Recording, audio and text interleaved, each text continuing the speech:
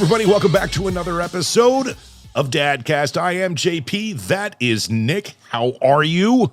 I'm good. Sore, but good. Yeah, well, that's just to be expected. You've been sore for like a year straight. Did you notice I didn't say host or co-host? I just gave names.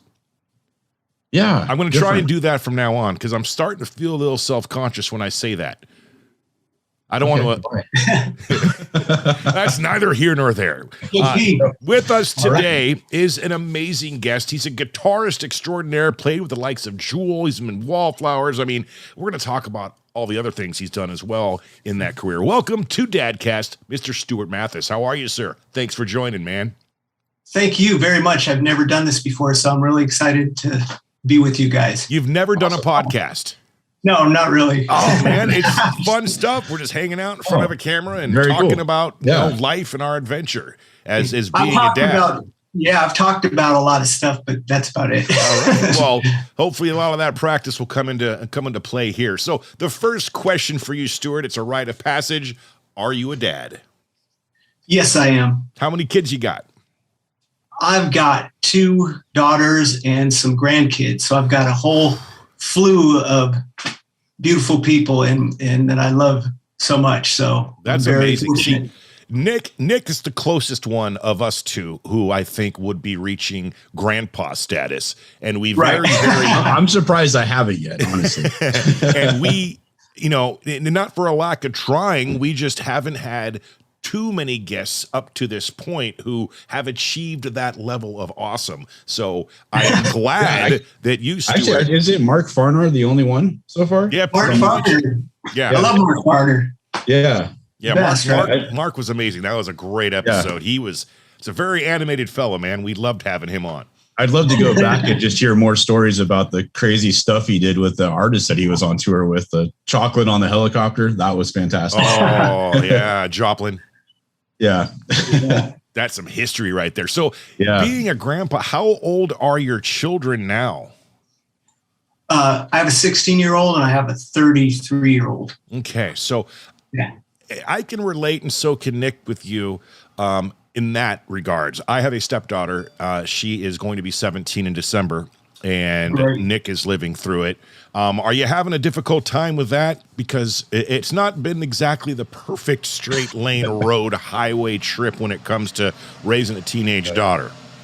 Yeah, I think it's been great. It's just, I kind of went through it early in life, so I was already acclimated with all that. So when we get together, it's just a big party and everyone loves everybody else. And so we're very fortunate that way. And I'm the rock and roll grandpa. So, I get to go out and play gigs and do all that stuff. And I still think I'm like 25 or something, but that's my problem. I felt that way on Saturday night, went to a Halloween party. Turns out Sunday morning, I sure as hell did not feel like I was 25 anymore. I thought he died or something. I'm texting him. He's usually really good at getting back. And then all of a sudden, I'm like, dude, JP, where are you? Well, I did talk to you earlier in the day to let you know I wasn't feeling too perfectly good about things that happened the night before. No, so you never said anything about that. You just asked me about TikTok. That was it. Well, see, I was still in the hungover phase, man. Then you just dropped off, and I'm like, wow, crazy. So, Stuart, what? Rock and roll grandpa, what's the most recent, and I know gigs are few and far between these days. I know they're starting to get a little bit better, but what's the most recent gig you've played with who and where? Well, we played with Warren Haynes day before yesterday, and we were getting out of town because the water was coming in Sacramento and it was a giant storm. Oh, and you were right next to us. I just got out in the nick of time, man. It was a gnarly departure. It didn't break apart, the plane was I was like, okay, well, we're in it. We're going all the way. And the pilots were great. I mean, they got us through and all that stuff. And so before that, I've got to play with Warren the night before. I was going to play with him on Sunday, but the weather was so bad. He invited me to get in the day before. And so I was going to learn the track from him to kind of know where I was going to go. And then I just jumped right in there cold, and it was more fun that way because I don't really think much when I play. So I just started playing, and he gave me a spot to play, And, you know, it was awesome, man. The crowd was out there. And so that was the last gig I did.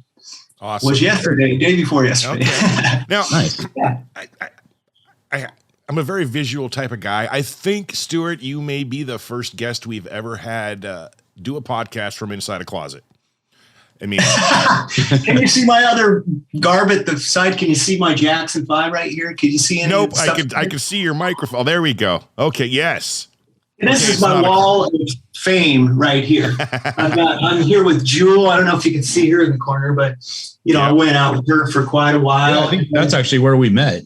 You were playing with Jewell, like, God, probably what, 15, 20 years ago almost? Yeah, we just textiled each other and thought, because there was a driver named Stuart, and then I was Stuart, and I was like, the driver said, absolutely, I'll do it. And I chimed in, absolutely, I'll do it. And then we both started laughing because it was like, oh, and so we kind of had a chat after that for a minute. So we kind of laughed it off. But anyway, this is my wall. I love these old Indian things here. Here's my old pop that grew up in Alaska.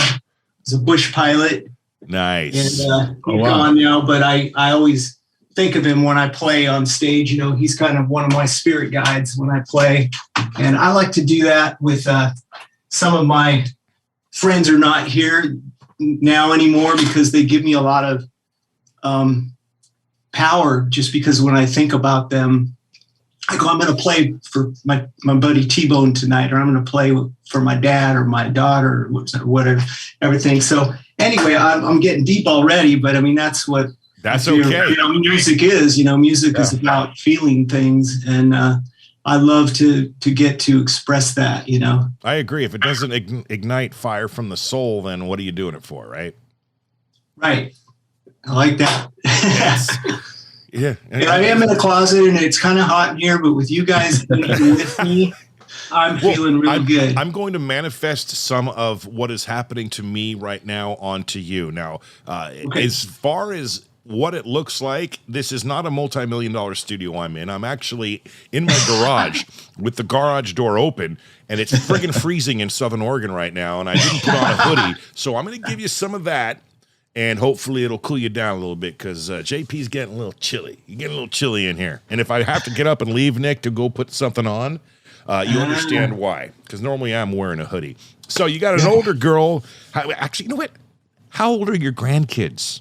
And what was that experience like when you became it's been so long ago. I mean, it's great. It's awesome. You get to just, see them. We go down, travel down to Mobile, see them. They come up here, and I'm outnumbered. I mean, I've got like all girls around me. I don't have a son, but I have a grandson, so that's cool. Yeah. So I got him, and so it's great. So I'm basically like, I got 2 girl dogs too. I mean, I'm just sitting here like, I got to get some friends, man. I got to get some guys. Where's all the dudes, No, I got tons of buddies. Like you were talking about it being cold. I grew up in Anchorage, Alaska, of all. Okay, you win. Places. Yeah, and so we such a beautiful place, and all that, but just rugged, and I don't. Like I love my buddies that are still up there and stuff, but I can't do it anymore. I want to go other places. I want to go to Europe more, stuff like that, and just get out a little more. But man, it sure was a fun upbringing because, you got to go through the shit we would just park our car and plug it in and heat the oil for a while for about a half hour. Then we go, okay, let's go over to Perry's house and jam again. Then we jump in someone else's car and have that one turned up. And then at some point the tires got round again because they were flat, like because they were so frozen. And then finally you go, I think we're almost here, man. The tires are round again, or something.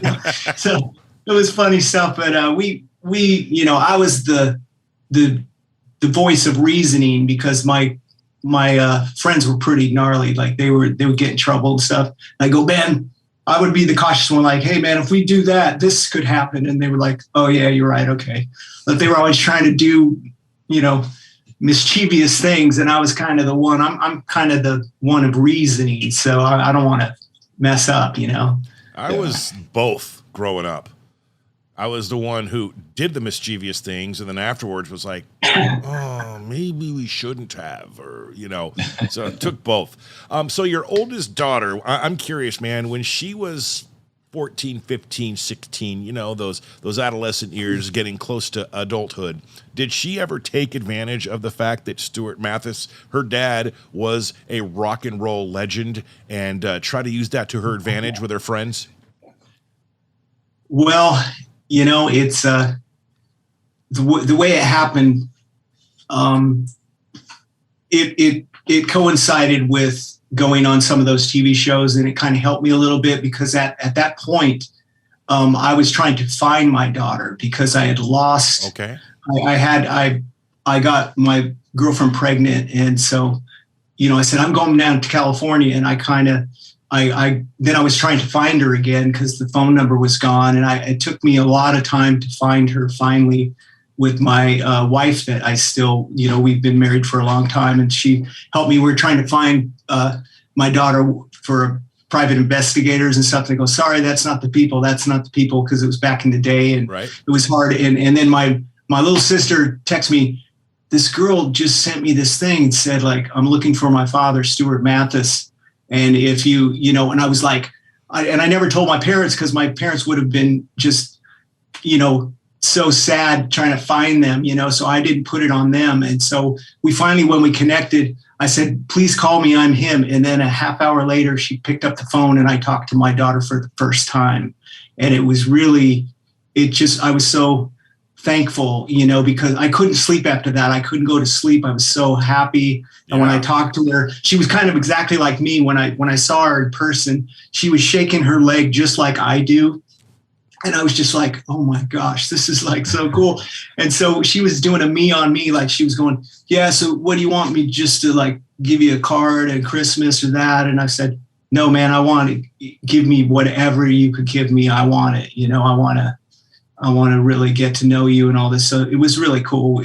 We got together, and after that, I got to talk to her father, who was a minister, and he was really mad at me. He was so mad at me, and I went and made amends with him, and we cried it out together, and it was really beautiful because he needed that, and I needed that, right, to apologize, and so and he's a really great guy. He's still alive, he's at the end of his life, but I was very fortunate, and it was, so I always think of that, and it gives me a lot of joy, of course, and just I'm the rock and roll grandpa. I mean, and it did help us some of those TV shows because her friends were saying, "That's your dad," like because they, because then I was on TV, so I kind of that kind of, it softened it a little more, But she's great, and we get and her father that raised him, his name's Mark. He's the real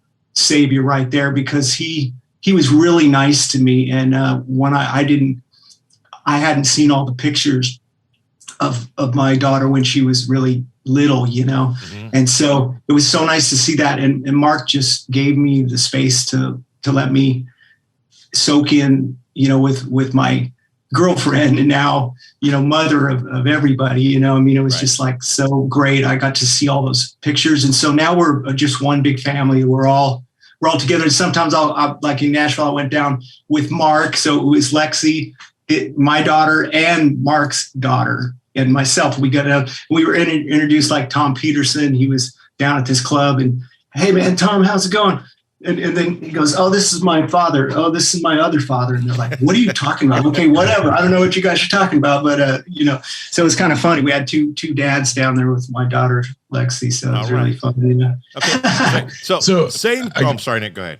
I got a question. I'm kind of going through the same kind of situation. I have an older daughter that I got her mom pregnant when I was really young. Kind of was super selfish. We talked about this on a previous episode. Didn't see her till she was like 17. Wow. Yeah. Like I just had nothing to do with her, and partially my choice, partially her mom moved away, and it was just a whole messy situation. So we finally just reconnected, and a lot of it was from the podcast. She actually found out that what we're doing, and You're just telling me this now? I've been saving this. That's amazing. Yeah. So we've been talking the last 3 nights and it's going good. But how long for when you found your daughter did it take to kind of rekindle that relationship or build a relationship? And like, what did you go through? It was just a long time because I started to really anguish over it because I was like, I could be playing for one of these girls in the crowd and it could be my daughter for all what I've known. So that kind of started waiting on me. And that's when we were trying to find them with private investigators. And it was a long time ago. So it took a lot more, but it just, sometimes, you just have to have hope and just keep doing it. And then when that text came in, I was just like, oh, thank God, I've been waiting. It would be so easy for her to look me up, and so after that, it was great. I mean, it just, I could, like I said, I was so happy, and I'm sure you're going to go through that too. I mean, I know it was just out of the blue. I got a text a few nights ago and we talked ever since. So it's been amazing. It's been really cool. Her mom is an amazing person. Details, man. Come on. I can't believe you held this in from me. Yeah. So basically what happened is when she was 17 and we reconnected, we talked for a little bit and it just didn't go right. She just wasn't getting what she wanted out of the relationship and wrote me a letter and told me to basically F off and don't ever talk to her again. She wants nothing to do with me. So she's going to be 21 this year. So it's been almost 4 years. And I reached out to her mom and I'm like, hey, you know what? I'm not a guy that's going to quit. And this was like 6 months ago. I'm like, I'm not going to stop wondering what happened to her, how she's doing. And finally, 3 nights ago, she texted and she's like, hey, let's talk. Let's hash this out. Let's figure it out. And so I showed her the podcast that we did where I talked about how I was a jerk when I was younger and made bad choices. And so she's like, that's the kind of stuff I wish you would have told me 4 years ago when we started talking of what happened instead of just excuse after excuse. And I'm like, I'm sorry. I was just a bad person. I was selfish. I was young. I was scared. I didn't know what I was doing. You've grown considerably. Yeah. And it takes some of us a little bit of time, but dude, wow.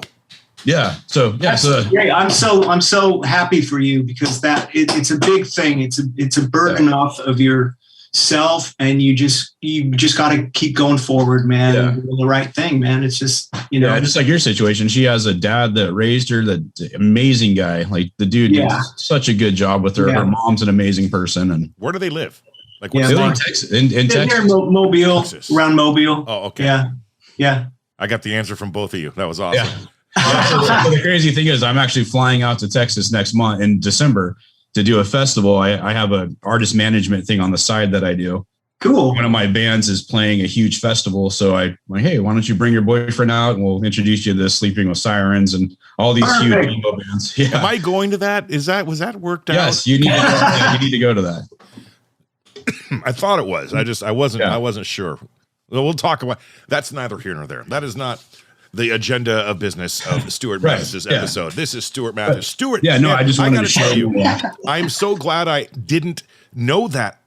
That was a simple question I typically ask, and I didn't think it was going to go so deep at all. And I started to regret it instantly, but it turned out that it worked out very, very well for you after answering it. And then I got to hear that from Nick, and now I'm just like, that's it. We're done. Have a great episode. I've been holding that for a couple of days. Have a good day, man. See you guys later. All right. Good talk.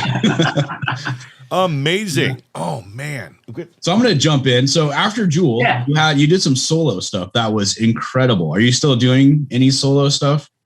Oh, when I was just doing some getting on the guitar and doing stuff. Yeah. You had an album that came out. It's still one of my favorite albums. All right. You guys, I'm sorry. I don't typically do this. In fact, it might be a first time on a podcast, but I'll be right back. Nick, you guys got this. Just give me 1 minute. Be right back. Go do your thing. Yeah, the lady it's just something going on. It's an emergency. Okay. Cool. All right. Peace. Wow. That's amazing, man. I know I was going deep on that, but then I didn't know that he was on the same par as what you're going through. Yeah, no, it's really weird. So I have a buddy that is a stuntman in Hollywood now, big time actor, and we grew up together up here. He was in one of the best punk bands I ever worked with. Wow. And like just a total douchebag when we were younger, right? Like just the actual, just like the punk rock guy. And now he's like this older dad, like super sweet, super nice dude. And he has a daughter about the same age as my daughter. And we were talking about, same situation happened. We were young, we were focused on ourselves, very, very selfish, didn't care about, who we got pregnant and what happened, and just kind of swept it under the rug. And, after, 7-8 years, you feel like so much time has gone by. That kid's going to hate me. She's got a whole nother dad, a whole nother family. And you just kind of let it go. And so, it took a long time to just suck it up and be like, I really want to know what's going on in her life and how she's doing, how she's feeling.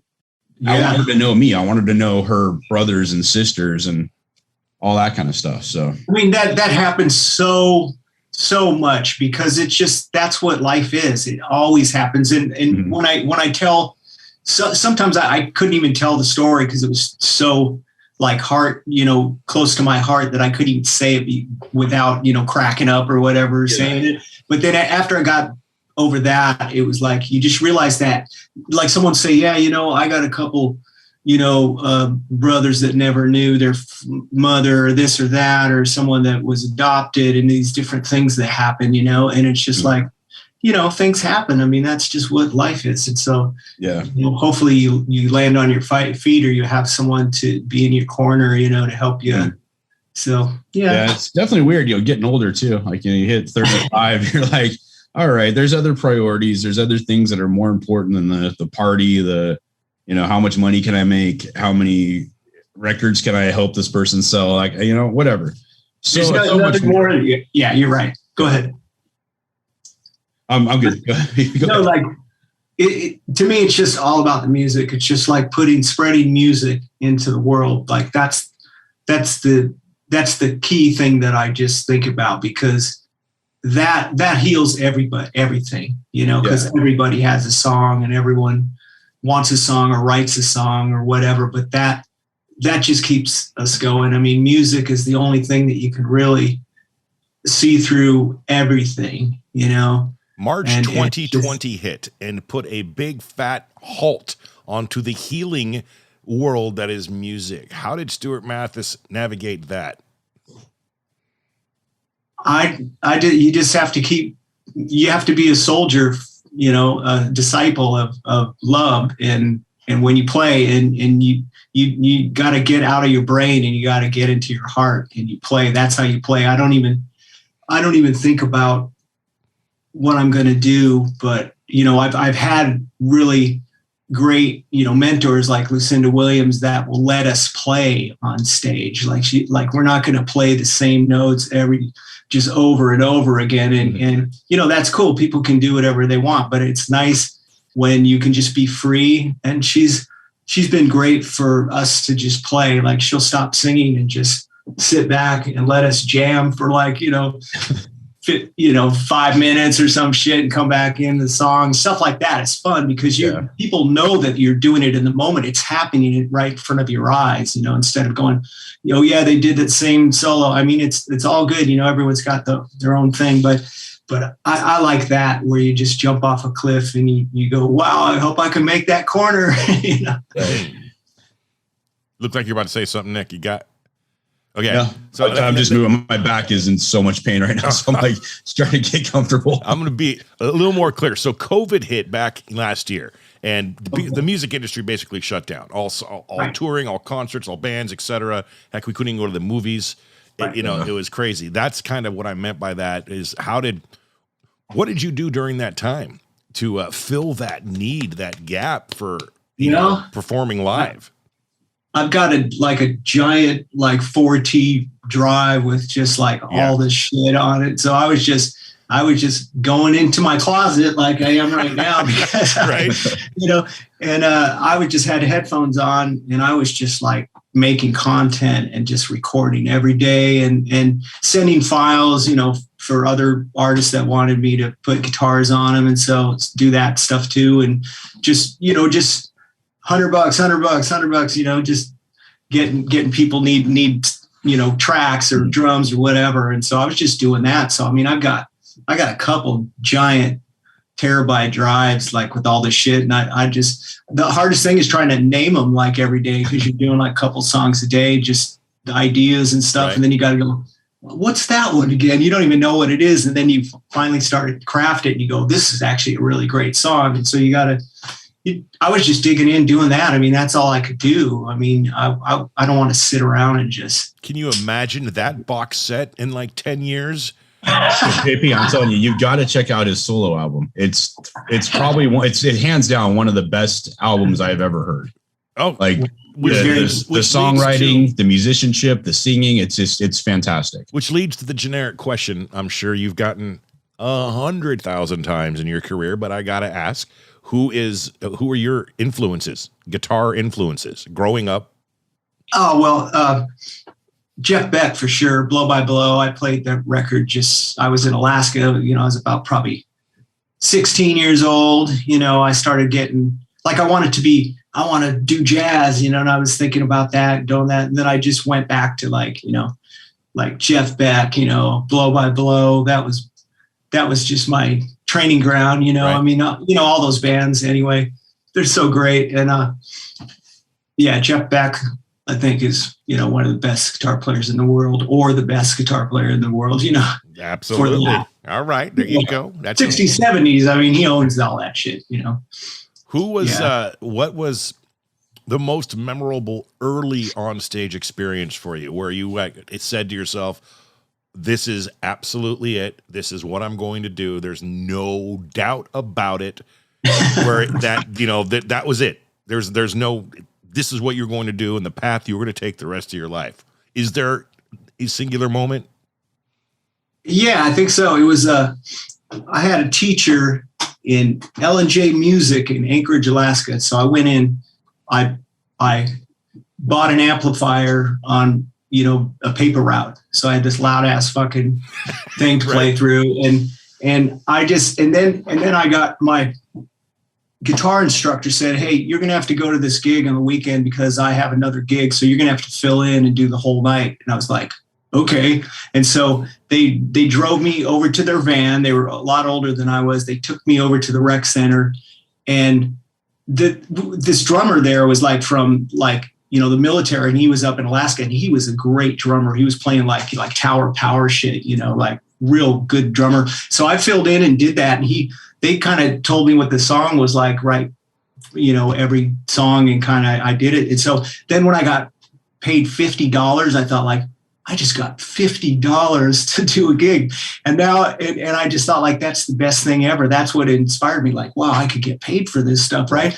And so then now my friends will go, hey man, can you do a track for $50? And I go, yeah, sure. Like, and it's still $50. It's been like a million years and it's still $50, but I still say yes, because you're not going to say no. You got to do it. Right. That's funny, man. That's the Stuart Mathis going rate from 16 to now. $50. Yeah. $50. So if anyone wants any stuff, man, just send me $50. No. Right, Nick, send Stuart $50 to come up with some crazy guitar intro for our videos and on our podcast. You'll see, and maybe we'll use it. I'll think on that. I'll have a think on that. Wow, man. So we got Beck. And there's so many questions. It's like I want to stick with the dad thing. I always try to stick with just the dad thing, but I'm going to veer off the rails though. Okay. Being a Wallflowers fan, you were in Wallflowers when they're like coming up and pretty big, right? Yeah, we were firing on all cylinders, One headlight. Yeah. So what is that? Is this Jacob Dylan as awesome as everybody says he is? And yes, he is. Yeah. Okay. He's a great songwriter. He just has a new record out. Go listen to it. It's freaking amazing. Nice. And I got to learn the songs to jump in. I had to jump in and they needed a guitar player in a pinch. And so I got to play with them recently.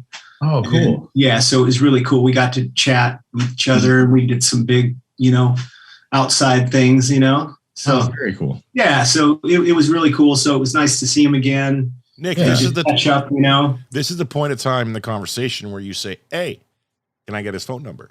I'm just saying. Jacob has kids, right? We'd love to have him on the podcast. Yeah, well, you know what? I would send your stuff his way. Yeah. Okay. Yeah. That would be awesome. I don't think there's been an episode we've done, Stuart, where this scenario hasn't happened. It's just our manager's like just name drop every time we talk to somebody. Just drop a name. Right. Yeah, I'll take it up another level. You got his dad's number. We'll take that too. I'm just saying. Well, he's a dad also. Yeah. Oh, that doesn't get much more legendary than that man. Yeah. He's a good one. Wow. Nick, do you have, and I'm doing this differently today. I'm doing this in somewhat the middle of the episode instead of closer to the end. Have you put together a fast five for Stuart Mathis? I did. All right, Stuart, this is a segment we like to do. It's called the Fast Five. We're going to ask you 5 quick questions. Oh, no. They're random. They could be one-word answers. They can be absolutely deep dive, intricate answers. It is entirely up to you. And Nick has come up with each question. Are you ready? I'm ready. Let's do it. All right. Let's do it. Favorite artist you have toured with? Oh, man, there's so many good ones. I know. That's tough, man. Well, I'm really a fan of Government Mule right now because they've been really, really great to me. Warren and the whole band are my friends in the band. And so they're cool. You could have a billboard with anything on it. What would it be and why? With a billboard on it? Yeah, if you could have a billboard with any saying you want on there, what would it be? It would be peace and love for everybody. Okay. I'm a hippie, Come on. I like it. Favorite meal to cook for your kids? A spaghetti, actually. Yeah, okay. I like to do the pasta. Quick and easy, and they love it. I know, right? That's one of my go-tos as well. Big onion and just, chop it down and let it simmer there. They go, wow, it really smells good in here. And I go, well, great, let's go eat it. All right. Favorite song to cover? Oh, man. That is how about World Without Tears, Lucinda Williams? That's a beautiful song. I think the world needs to hear that song again and again, because that's it. I love that song. I wanted to do it. We didn't do it a couple of days ago. We were going to do Blessed. Mm-hmm. That's a great song of Lucinda's. If you don't know those 2 songs, you should listen to them. They're really, they really mean a lot to people, Very cool. World Without Tears. Okay. Yeah. All right. Favorite venue to play since you've played everywhere? Red Rocks. Bang. Yeah. It's gotta be Red Rocks. It's always so spiritual there. I mean, the Indians had ceremonies there. All the front of house guys there, they turn off the reverb in Red Rocks because it already has the sound, so that you don't have to really mess with it. It's such a beautiful venue. It's amazing. Yeah. Yeah. Is that it? All right, that's my first 5. I'm going to add one like I typically do. Okay. Stuart, you can play a single gig one time, one night only, with any artist or band, living or dead, that you have not played with already. Who would it be? Wow, that is pretty heavy. I mean, I would say Led Zeppelin. Okay. If I got to play with, right, if I could get on the stage with that, it would be. I mean, I couldn't do that, But still, Robert is, there's still, pieces are still around. You never know. Never say never. But I love that answer. The Zeppelin can have one of the most popular podcasts on the internet. You can play with Led Zeppelin, dude. Yes, exactly. Robert, we got to know him, quite a bit, and he's just such a cool dude. He's just chill. Like we just sat around and talked about blues with him, and he was just, telling us stories, and he goes, "Yeah, man, I'll see you guys. I'm gonna have to fuck off, when I leave or whatever, but I'll be there most of the thing." Cause then he's got to leave because a bunch of people are going to come start talking to him, so it was just cool. I mean, me and Butch, our drummer, Butch Norton, we sat around there with Robert. He's just a great guy. I guess we could maybe play with him. Like if he wanted us to sit in You never know. It could happen. I'm just saying. I might need to add it to the Hawaii list there, Nick. So I asked you a question earlier, which went into the deep dive of you reconnecting with your daughter. Okay, I'm going to ask the exact same question with the younger daughter. Has she used your rock status to her advantage? Well, like, hey, you know who my dad is? Hey, Dad, can I get some tickets? Hey. Well, she went to the Ryman with her friends who were there, and with Lucinda there. And I was just happy because she goes, hey, Dad, you sounded great. And she texted me like at the show. And that just melted my heart. I was like, cool, and her friends were like, oh, that's your dad, or whatever. So that was pretty cool because it was local, Yeah. We went down there and did the thing and went back. And so, yeah, it was great, That's awesome, man. I think honestly that it would be worth more to me than anything else. Yeah. When it comes to, that text, it warmed my heart. So, there's something to be said about being proud of your kids. But when you get that, I'm proud of you, Dad, that was really good, Dad, that from them, and they're old enough to you've raised them right. And it just, that makes it all absolutely 100% worth it, man. Yeah, I get that. My 18-year-old son's kind of the same way. For his birthday every year, from the time he was like 13 to about 17, we would take him to different concerts and stuff because I would know the artist I was playing, and we text him and be like, "Hey, can I bring my son back? He's a drummer," and so he's got to hang out with like Matt Sorum from Guns N' Roses. Nice. The U6 drummer, just pretty much anybody that's played at. There's a place called Brit where you played with Jewell, actually in Jacksonville, Oregon. Oh, okay, cool. So anybody that comes there, we take him to those shows, and he gets to hang out with them. And then a couple of days later, he'll always text me, "Dad, that's so amazing. Thank you so much." And that's just that these people and that you're willing to use your connections to help me become a better drummer. And so that's great, man. That feels good. My daughter, on the other hand, she's 16, right? Her favorite artist is Andy Grammer, so they've actually become pretty good friends. So anytime Andy's in town, he hits us up and like, "Hey, can Emma come out?" And it's never, "Hey, thanks, Dad." It's always, "Hey, I'm going to go hang out with Andy. Is that cool?" No thanks, Dad. No thanks for making the hook up there. Come on. It'll come. Don't worry. How they are. They're in their own head. After today, dude, she's my worst enemy right now. Like, she hates me. Oh, after today, what happened? Oh, so she's got a cold, right? She's had a cold for about a week. And last night she's like, "Dad, I really need to go to the doctor. Can you make a doctor's appointment for me?" I'm like, "Yeah, don't go to school. I'll get this set up for you." What does she do? She freaking leaves and goes to school, right? So I text her. I'm like, "Get your ass home or you're grounded. I'm trying to get you set up with the doctor's appointment. You can't go to the doctor if you're in school. It doesn't make sense. And if you're sick, you could get other people sick. Stop being selfish." Right. So she calls me. She reads me the riot act. "You can't control my life." I'm all, "Oh, hey, Emma, simmer down, kid. You're 17. You're still my responsibility.